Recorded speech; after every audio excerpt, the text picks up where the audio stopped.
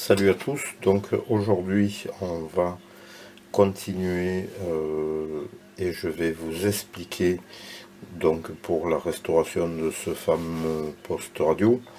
Aujourd'hui on va faire l'accord. D'abord on va attaquer le réglage des fréquences intermédiaires. Donc comme il m'avait été rapporté une fois, un client était venu parce que son poste radio à lampe était tombé en panne, s'était arrêté brutalement, il a enlevé le carton et il a vu des vis desserrées. Donc il a serré toutes les vis et en fait c'était les noyaux des fréquences intermédiaires. Voilà, donc c'est vrai qu'on tombe souvent sur des gens comme ça. Vous aurez besoin d'un voltmètre à aiguille ou voltmètre numérique, mais c'est plus agréable de travailler avec un voltmètre à aiguille qu'avec un voltmètre numérique. Vous aurez besoin ensuite d'un générateur HF, soit en HF pur, soit en HF modulé. En HF pur, c'est largement suffisant si vous avez un générateur qui fait uniquement ce type de HF, vous n'êtes pas obligé de disposer de ce genre d'appareil. Vous pouvez avoir aussi ce modèle donc ici, qui peut être fonctionnel aussi, et dont vous allez caler la fréquence intermédiaire dessus. Ça c'est un générateur DDS qui monte jusqu'à, je ne me rappelle plus, je crois que c'est 30 mégas. L'autre, donc ce modèle-là monte beaucoup plus haut, il monte jusqu'à 60, donc le double. Mais il fait, par rapport à l'autre, la modulation d'amplitude ou modulation de fréquence. Voilà donc ce que vous avez besoin. Là il est calé sur la fréquence intermédiaire du poste. Donc pour ce modèle là c'est toujours marqué sur les transfos, c'est 485 kHz. Donc là il est bien calé sur 485 kHz. Donc ici pour faire de l'injection point à point, c'est-à-dire on va injecter le signal ici HF pur, on va prélever le signal ici à l'aide du voltmètre. Donc ici on va mettre le voltmètre et on va mesurer la tension à la sortie, donc au niveau de la détection. C'est pas complètement débarrassé de sa HF, mais en fait ça ne gêne pas trop. Voilà, donc ici il y a quand même ici une capa de 180 picots qui en enlève un petit peu, mais on n'est pas après sur l'autre partie qui vire complètement la HF. Si on se met ici, on a déjà la résistance de mes gommes qui nous induit un peu en erreur. Donc il est préférable de se mettre le plus près possible de la sortie de la détection. Donc ici le voltmètre, c'est un voltmètre qui fait donc 100 000 ohms par volt. Là je suis sur la position 5 volts. Donc on peut déduire que ce voltmètre a une résistance interne de 500 kΩ. Voilà, donc ce qui est suffisant. Par contre le contrôleur universel numérique, lui, a une résistance permanente de 1 mégohm. Voilà, donc quelle que soit la position de la tension, même s'il est automatique ou avec une galette qui règle votre mesure, votre tension de mesure et l'échelle, il sera toujours constant à 1 mégohm. Voilà, donc pour la petite explication de ça, donc maintenant on va enlever le schéma que je vous ai expliqué. Si je fais une injection, donc on va mettre le générateur ici, je suis sur 150, pas 150, je suis sur 15 millivolts. Ici c'est des tensions crête-crête, mais pas efficace, hein. Donc je vais mettre sur, voilà, 210, non, 21 millivolts, pardon. On va injecter ici le signal sur la broche 1 du ce que j'ai fait. Donc ici on prend un condensateur, ici j'ai pris 120 picots, mais vous pouvez prendre 100 picots en série avec la sortie donc du générateur. On intercale la capacité en série, on injecte le signal ici. On peut voir ici que sur le voltmètre on a une action. Si j'envoie sur le point d'injection global, on a donc une tension qui est beaucoup plus élevée, hein. C'est donc ce qui se passe, c'est l'amplification du tube mélangeur qui fait que on a un gain supplémentaire. Donc ici j'injecte sur la pin numéro 1, donc la grille de la G1 du tube, on n'a pas une grande excursion. Si j'injecte sur la G1 du circuit d'entrée, on voit que ça a bien changé. Donc de ce fait, j'ai fait une chose, ici j'ai court-circuité l'oscillateur, donc c'est-à-dire ce qu'on fait, on met ici sur cet endroit, sur la capa, donc ici on met cette capa ici à la masse, donc directement à la masse, et de ce fait l'oscillateur ne fonctionne plus. On bloque donc l'oscillateur et on peut fonctionner en étage directement en amplification MF. Voilà, donc si je fais une chose, je vais maintenant je ne vais pas vous expliquer pour le point en point, le global il suffit largement.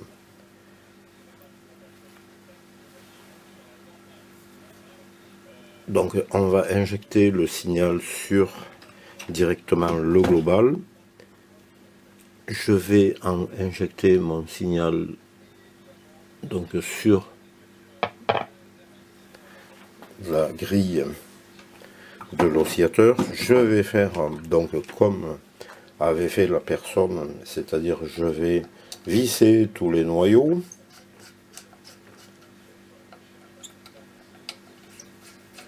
Voilà, je vais visser tous les noyaux, je vais les serrer comme il avait dit lui, c'était tout dévissé, donc on va tout revisser.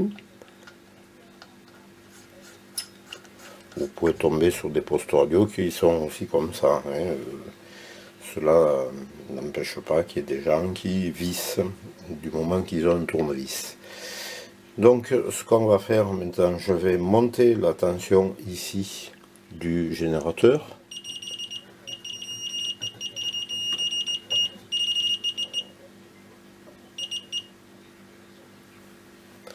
Je vais commencer par régler les tâches de détection.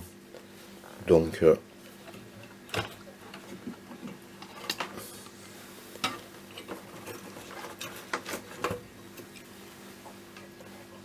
des tâches de détection qui est ici, et je vais commencer à mesurer ma tension sur la détection.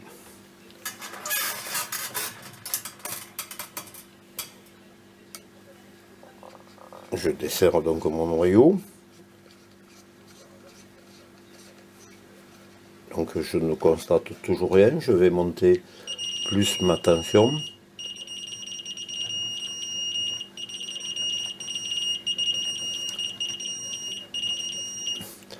Allez, on va se mettre sur 1 volt. Voilà, 1 volt.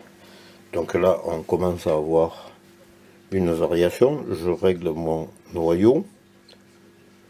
Donc je fais le maximum ici. Je vais baisser maintenant ma tension.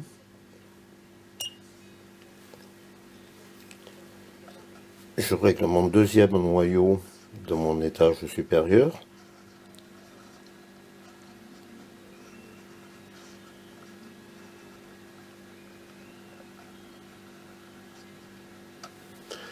Je vais baisser ma tension à nouveau. Je règle maintenant mon... Donc j'ai fait ces deux noyaux ici. Et je vais passer au transfo donc de la fréquence intermédiaire suivante. Donc je me reprends ici. Je fais l'étage du bas. Donc progressivement la tension monte. Enfin baisse en réalité puisque c'est une tension négative. Je vais à nouveau baisser ma tension ici.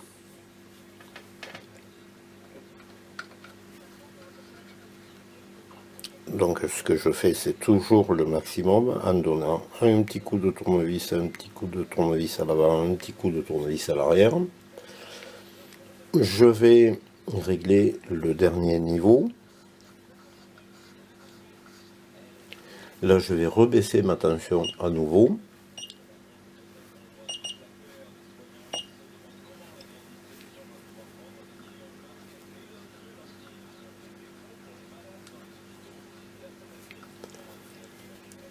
De nouveau, je rebaisse mon signal HF.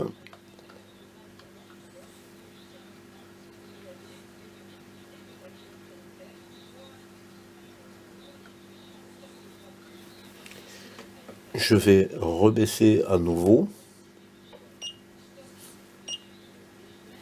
et reprendre mon premier réglage de mon circuit ici de détection.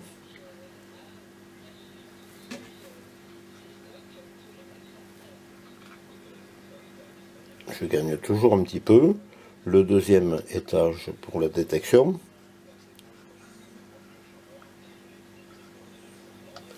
Là je suis bon. Et après le dernier niveau. Donc j'affine mes réglages comme ça jusqu'à arriver à être correct. Voilà donc pour le réglage de la fréquence intermédiaire. Donc ici on est calé au maximum.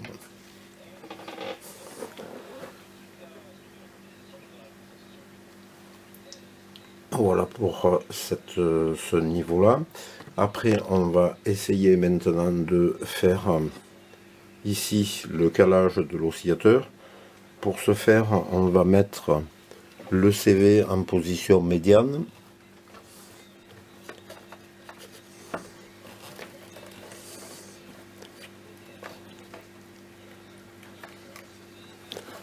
Alors en position médiane, normalement, en grandes ondes, on doit être aux alentours de 195 kHz.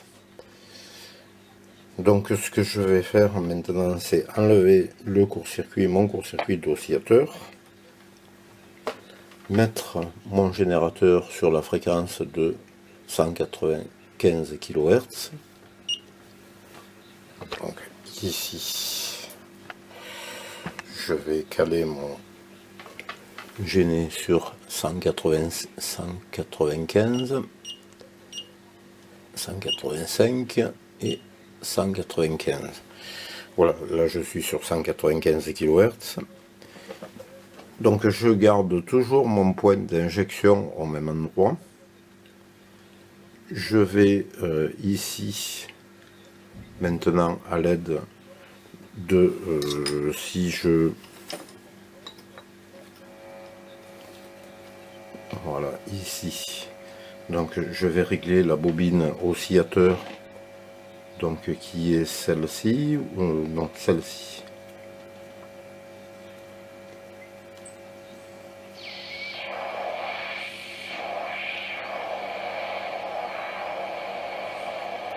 Donc pareil, à la mesure ici au voltmètre. Donc mon calage ici,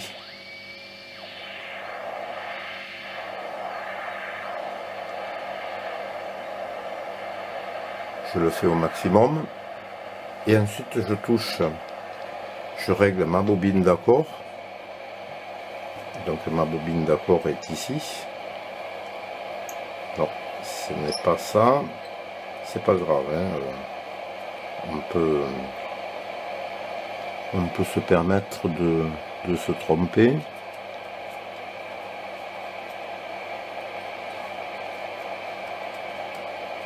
Ah pardon, là il fallait pas que je me mette là. Je vais me mettre sur l'antenne. Voilà. Donc sur l'antenne ici, la bobine d'accord.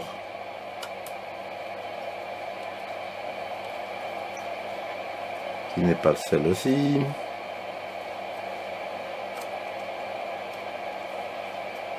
Alors, elle est où?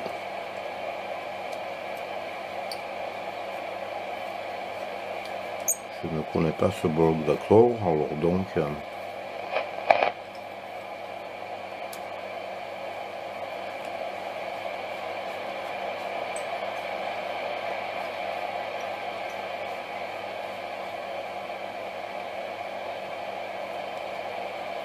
Donc la bobine d'accord est ici, l'oscillateur c'est celui-ci.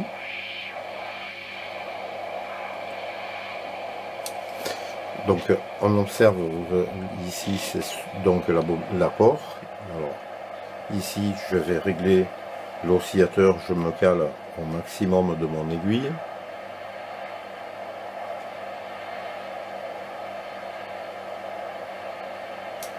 Je règle ensuite mon accord. Donc là je perds. Dans l'autre sens je gagne sur mon accord.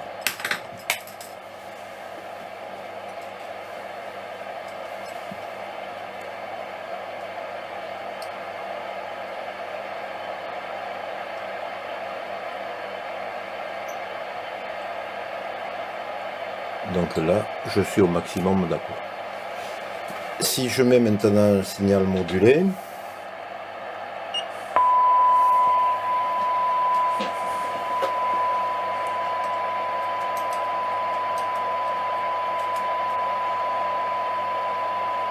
si je baisse mon accord, on entend que le son s'affaisse, mais on n'a pas quand même le point de réglage comme avec le voltmètre.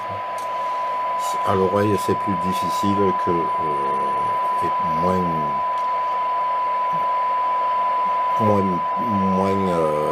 précis qu'en mettant le voltmètre sur la détection. Voilà donc pour l'explication que j'avais à vous donner. Donc là maintenant les vis sont desserrées et mises en place comme il faut. Hein, pour l'explication, je baisse le volume, c'est désagréable. On va se mettre en chef pur. Voilà, donc ici sans le bruit, on a quand même le signal à chef qui apparaît. Si j'enlève mon générateur, voilà, le signal s'effondre. Et donc on est correct. Et là je suis avec une tension de 1 millivolt. Donc ce poste est relativement bien sensible, il n'y a pas de souci, ça fonctionne très bien. Donc après si vous voulez faire le calage pour le reste de la partie des grandes ondes, des petites ondes, grandes ondes, donc c'est vu, petites ondes, donc il faut trouver le noyau qui correspond ici au bloc. Donc ici on a déterminé qu'en haut c'était la partie oscillateur et en bas c'était la partie accord. Donc ici les trois bobines d'accord, donc grandes ondes, petites ondes, ondes courtes. Donc l'oscillateur, je ne sais pas comment c'est disposé parce qu'en fait ici j'avais les grandes ondes au niveau oscillateur. Donc il suffit de regarder la dimension des bobines, plus il y a de fils et plus donc on est dans des fréquences basses, et plus les fils sont courts, plus on est dans les fréquences élevées. Donc ça ici ça sera les petites ondes et ici ça sera les ondes courtes. Donc c'est visible ici par le dessus, mais de l'autre côté ça l'est un peu moins pour cette partie accord. Voilà donc pour la petite explication. Ici ce que j'ai fait, j'ai remplacé le condensateur de 10 nano par un 3 nano 3 parce qu'il y avait une ronfle apparente, donc c'était le condensateur de liaison. Je vous explique ici, donc le condensateur de liaison entre l'étage de puissance ici et le préampli audio ici. Donc j'ai remplacé ce 10 nano par 3 nano 3 pour éviter d'avoir cette ronfle trop présente qui était en fait la HT2 où il y a une petite résiduelle et qui s'enfuit donc ici et qui est amplifiée après par cette partie là. Donc qu'est-ce qu'on fait? On change la capacité, on fait un filtre en fait passe haut, donc en changeant la valeur de la capacité et la résistance de fuite de grille ici. Voilà, donc même ici, si je mets une HF modulée, on va venir sur le canal 2, on va descendre à ici, je vais enlever ça, on va descendre à 200 Hz, ce qui est correct pour ce genre de poste. Voilà, donc à 200 Hz. On a bien notre signal. Je vais monter maintenant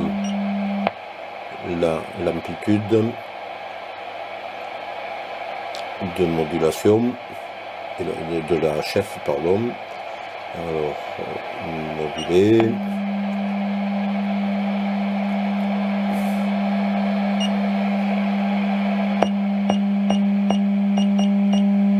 Donc le 200 Hz passe très bien, donc il n'y a pas de souci. Là je suis à 0, donc là je suis à 10 millivolts, 12.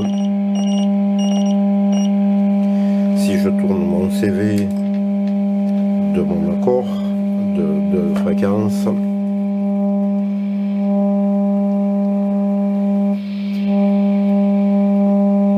donc le 200 Hz passe très bien. Donc pour la voix c'est très confortable, il n'y a pas de souci. Maintenant si je mets, on va mettre un signal HF, je vais mettre une antenne ici. Je vais chercher la fréquence de mon émetteur.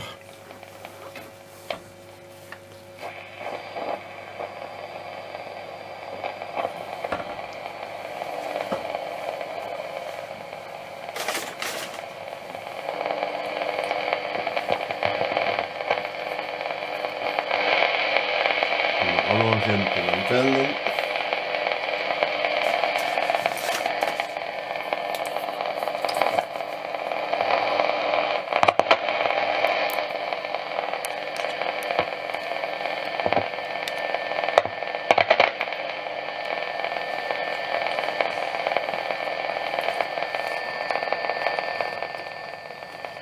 On va mettre une petite musique.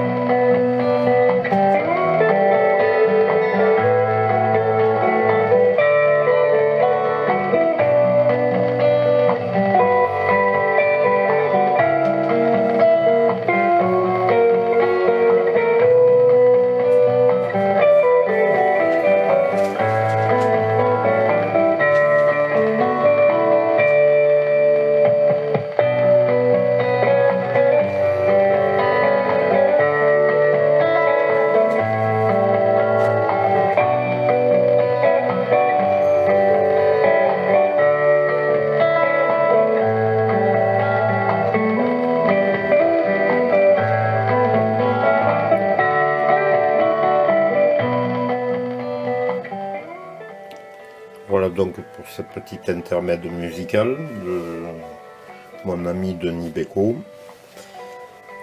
Voilà, donc on va terminer là pour vous avoir fait patienter et participer au réglage d'accords et de fréquences intermédiaires d'un poste radio à tube. Allez, je vous dis